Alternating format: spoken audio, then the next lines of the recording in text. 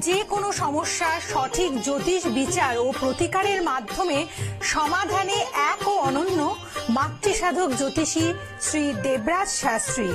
তার মহাশক্তি কবজে যে কোনো সমস্যার দ্রুত সমাধান করুন। মাতৃসাধক জ্যোতিষী শ্রী দেবরাজ শাস্ত্রী।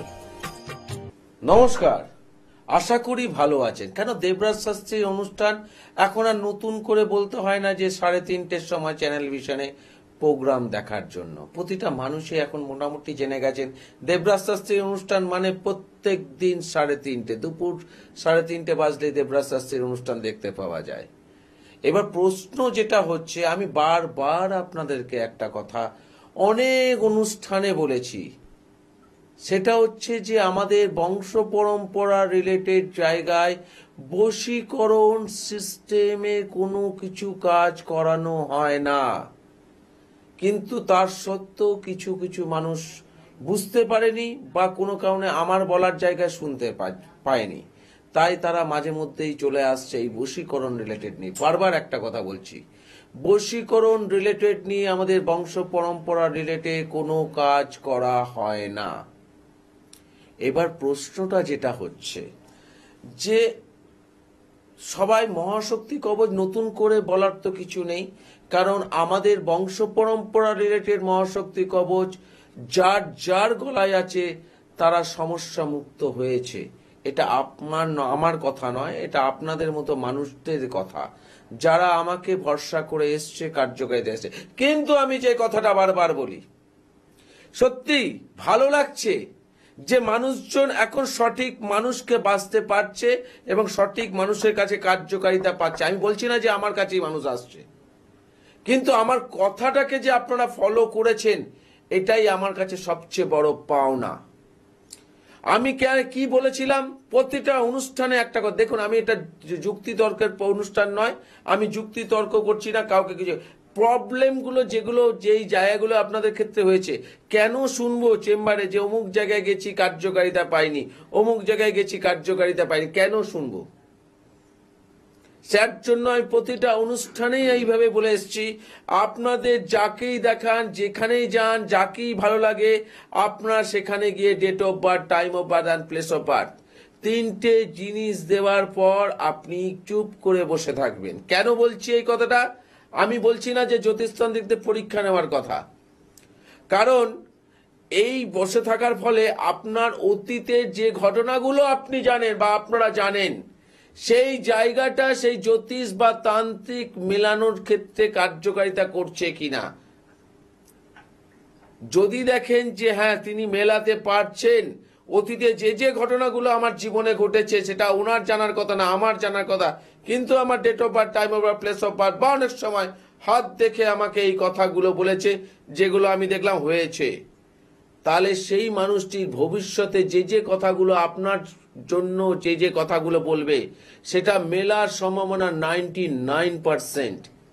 এবং তার যদি কোনো অবস্ট্রাকল বা বাধা থাকে, সেখান থেকে যদি কোনো প্রতিকার প্রতিবিধান যদি করান, তাহলে কার্যকারিতা পাওয়ার ক্ষেত্রেও কিন্তু 99% চান্স থাকে।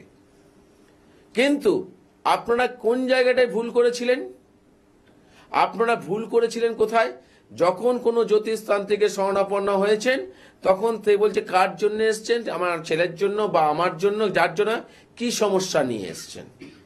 আপনারা সমস্যার কথা বললেন, এবার বলার পর আপনি বললেন হ্যাঁ ঠিক আছে এগুলো দেখতে পাচ্ছি, এর জন্য আপনাকে এই খরচা করতে হবে, এগুলো করলে আপনি রিকভারি পাবেন, ব্যাস আপনি খরচা করলেন, রেজাল্ট সেইভাবে বুঝতে পারলেন না। কারণ আপনার ভবিষ্যৎটা যদি উনি দেখতে পান, তাহলে তিনি আপনার অতীতটা কেন মেলালেন না? আমি বারবার বলছি এটা যুক্তিতর্কের অনুষ্ঠান নয়, আপনাদের জায়গাটা বোঝাবার চেষ্টা করি। জ্যোতিষ কোনো বুজরুগি সাবজেক্ট নয়, তন্ত্র কোনো বুজরুগি সাবজেক্ট নয়। কেন ওরা মেলাচ্ছে না? ওদের মধ্যে সেই জ্ঞানের পরিধি কম থাকার জন্য। কিন্তু যারা মেলাচ্ছে তাদের জ্ঞানের পরিধিটা অনেকটাই বেশি, তাই তারা মেলাতে পারছে। আর জ্ঞানের পরিধি লোকের কাছে যদি গিয়ে পৌঁছান, তাহলে কার্যকারিতা পাওয়ার সম্ভাবনাটা 100% পাওয়া যায়। এটা প্রতিটা লোকই জানে। প্রশ্ন কোনোদিনও কঠিন হয় না, প্রশ্নের উত্তরটা জানা নেই বলেই কঠিন। ঠিক এইটাই যে জিনিসটা, তা আপনাদেরকে আমি এই কথাটা অনেকবার বলেছি, অনেক জায়গায় বলেছি, এখন কিন্তু আপনারা অনেক সচেতন হয়েছেন। কারণ কিছু চেম্বারে আমি শুনলাম যে তারা গিয়ে বলছে যে আপনি বলবেন আমার অতীতের ঘটনা, আমি কেন বলবো।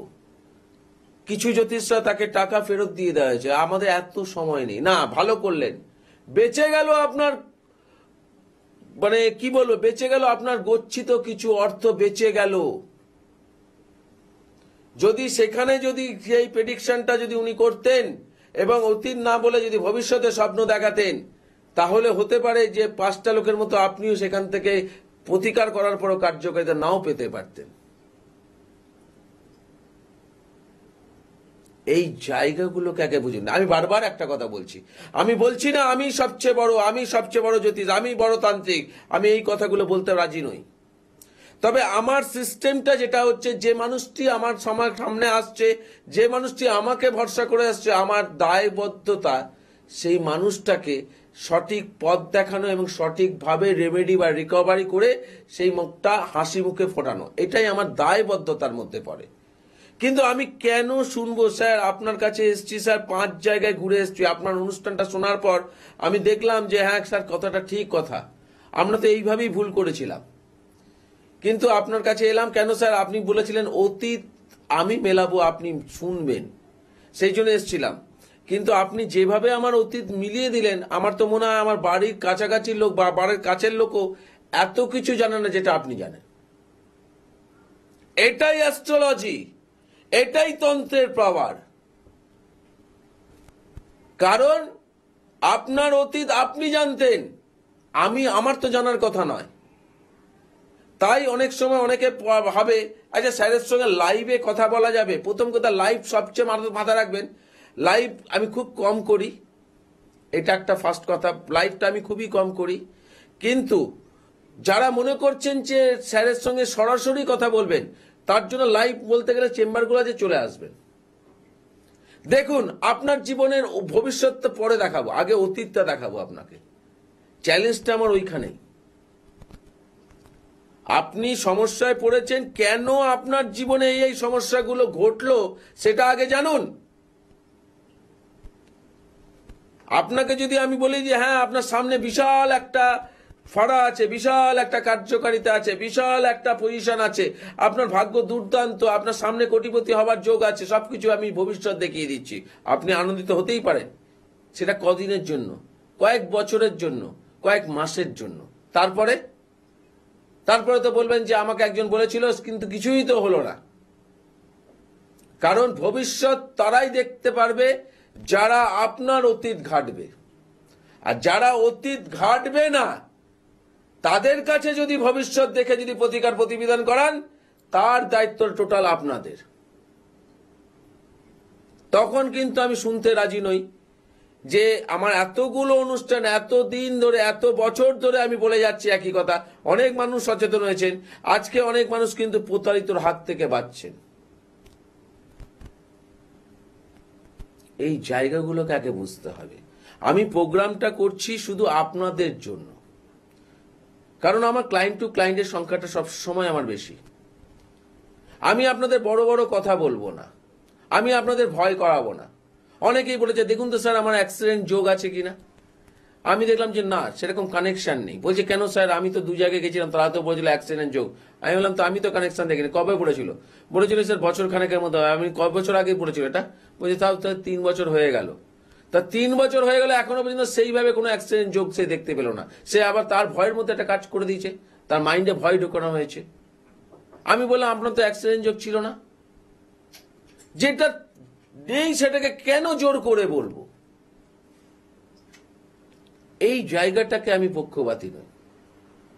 তাই দেবরাজ শাস্ত্রীর কাছে যারা আসেন তারা প্রকৃত হইতে বিচারটা পান, সমস্যা থাকলে প্রকৃত হইতে প্রতিকারটা পান, এবং কার্যকারিতা পাওয়ার ক্ষেত্রে চার জায়গাটা 100% থাকে।